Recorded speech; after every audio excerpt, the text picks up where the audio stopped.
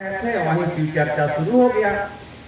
उस चर्चा में साहब श्री हैदरान जी आ गए और सबके लिए दरी बना था, दरी पर सारे लोग बैठ गए। उसमें मंत्री भी आए, अफसर भी आए और साहब श्री हैदरान ने कहा कि शिव को गुरु बनाकर देखो, अगर परिणाम नहीं आता है तो मैं पटना में हूँ, तुम्हारा जूता मेरा सर।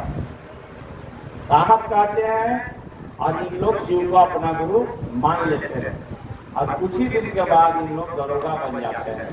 गुरु क्या करता है, गुरु बनाता है।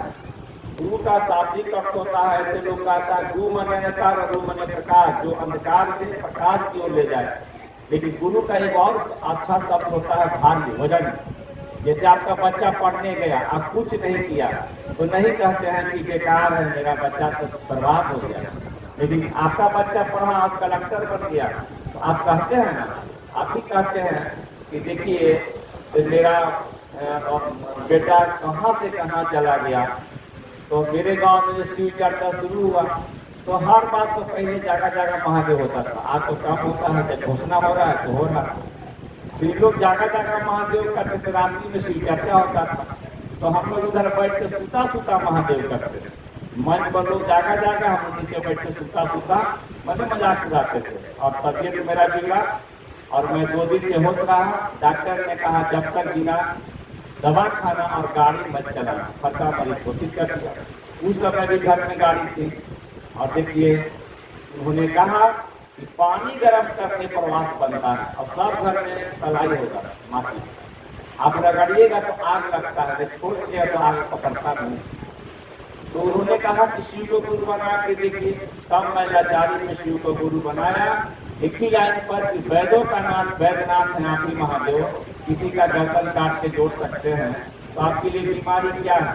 और मैं बिल्कुल ठीक हो गया। इसीलिए एक चीज आप महादेव से मांगिएगा कि आप दया करें। कृपा और दया तो नहीं हो, कृपा मैंने करो तो पाओ। जैसे कल 8वीं था तो उपवास हो, आज भी हो सकता है कि आज भी उपवास हो। तो आज जिसके पास ताकत है उपवास रहेगा, जिसके पास ताकत नहीं है वो कहाँ से उपवास रहेगा। डॉक्टरे बोल दिए हैं तो उपवास रहा ना तो दुनिया से चल जाए, तो आदमी जैसे खाना खा ले रहे। हाँ, तो ताकत रहेगा तो पूजा कीजिए और ताकत नहीं रहेगा तो कहाँ से पूजा करेगा। तो उन्होंने कहा कि मन में एक महादेव का मन में फोटो बनाइए, तस्वीर बनाइए और उनके चरण पर जाइए और कहिए कि हे शिव आप मेरे गुरु हैं, मैं आपका शिष्य हूँ, मुझ इस पर दया कर दीजिए।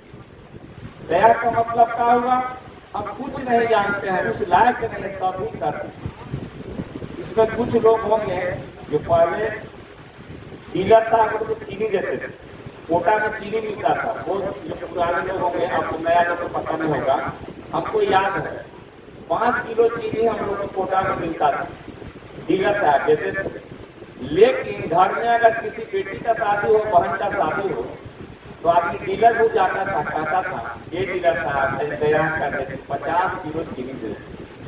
लेकिन आपका अधिकार नहीं है 50 किलो चीनी का, आपका अधिकार 5 किलो का था।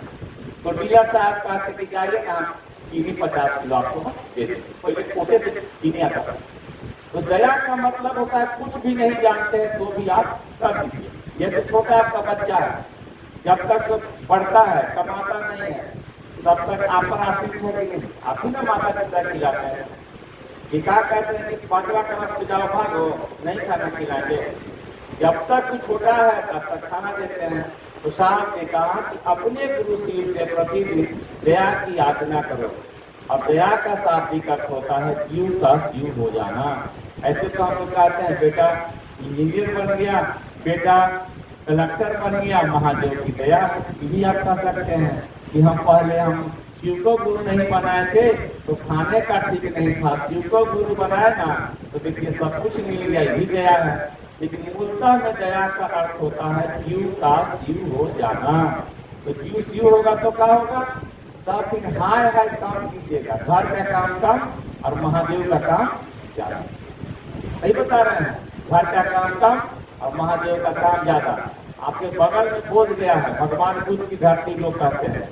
भगवान बुद्ध राजा के लड़का थे, सब कोई जानते होंगे, और सीधे जंगल निकल दिए राजपाट छोड़कर। मामूली त्याग नहीं किए थे, सिद्धि के लिए गए थे कि आखिर बुढ़ापा है क्या, बीमारी है क्या, मौत है क्या, खोज में निकल गए और देखिए भगवान बुद्ध हो गए, सिद्धार्थ से बुद्ध हो गए।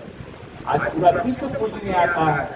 अब गए होंगे या नहीं गए होंगे, पूरा तो विश्व पूजता है। इसीलिए मैं कहने आया हूँ कि शरीर में गुरु बनाया किसी को तो थोड़ा परेशानी होगा। जैसे आप लोग के घर में गुरु की काम में मदद देते हैं, शादी किया है, शादी किया होता है तो गुरुमुख आप लोग हुए कि नहीं? गाँव में पंडित जी जो करते हैं उससे भी हुए होंगे, लेकिन उनके पास तो ताकत कम है। तो विधि के द्वारा, पूजा के द्वारा, हवन के द्वारा आपके मन को ईश्वर के मन से जोड़ देते हैं। तभी बोलते हैं कि सोमवार के दिन शिव जी पर जल चढ़ा ले, मंगल का हनुमान चालीसा पढ़ ले, शनिवार दिन आए तो पीपल में भी एक लोटा जल दे दे। यानी कि विधियों के द्वारा आपका मन को शिव से जोड़ रहे हैं। एक गुरु आते हैं तो सदगुरु कहा जाता है। सदगुरु का मतलब होता है सच्चा गुरु। जैसे रामकृष्ण परमहंस, आप नरेंद्र को विवेकानंद बनाए, भगवान बुद्ध, बहुत नाम आता है, बछेंद्र नाथ आए, गोरक्षनाथ आए, वो लोग सदगुरु में आते हैं। सदगुरु क्या करता है, उसका चेला जो बनिएगा तो कुछ नहीं करना पड़ेगा, वो जो कहेंगे तो आप कीजिएगा। वो क्या करते हैं कि अपना आपके मन को चुरा कर ईश्वर के मन से जोड़ देते हैं। मन अपनी ताकत से आपके मन में शिव भाव लगाते हैं, जिसको कहते हैं सदगुरु। लेकिन वह बंधन लगेगा। बंधन क्या लगता है कि रामकृष्ण परमहंस के चेला बनिएगा तो उन्होंने कहा जो शादी करेगा मेरा चेला नहीं बन सकता। कहीं कहीं कहा जाता है कि लहसुन प्याज छोड़ के आइएगा,